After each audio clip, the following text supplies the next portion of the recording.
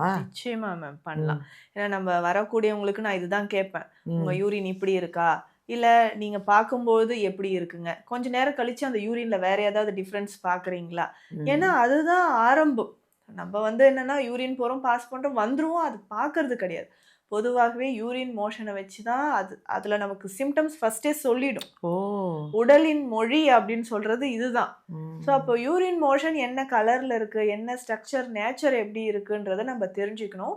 இப்போ ம். நம்ம வந்து ஸ்பெஷலா கிட்னிக்கான ட்ரீட்மெண்ட் நம்ம குடுத்துட்ருக்குறோம். ம். ஸோ, ஸ்டார்ட்டிங்ல எப்படி சுகர் வந்து ஸ்டார்ட்டிங்லயே நம்ம கியூர் பண்ணிடலாமோ, ம். லிவரோ இல்ல கிட்னி ப்ராப்ளமோ இருந்தா ஆரம்பத்திலேயே ரொம்ப தெளிவா நம்ம தெரிஞ்சுட்டோம்னா, அது ம். வந்து ஈஸியா கியூர் பண்ணிக்கலாம்.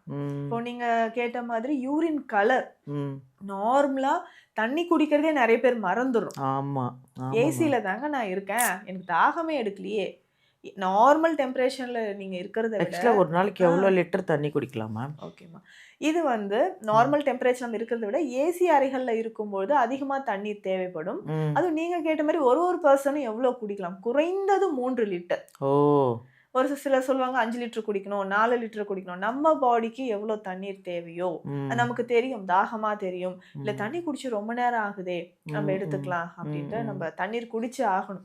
இப்ப ம். நார்மலா யூரின் போகும்போது லைட் பேல் yellowன்னு சொல்லுவாங்க. ம். வெளிரிய இளம் மஞ்சள். ம். இது வந்து ஹெல்த்தியான ஒரு கிட்னி.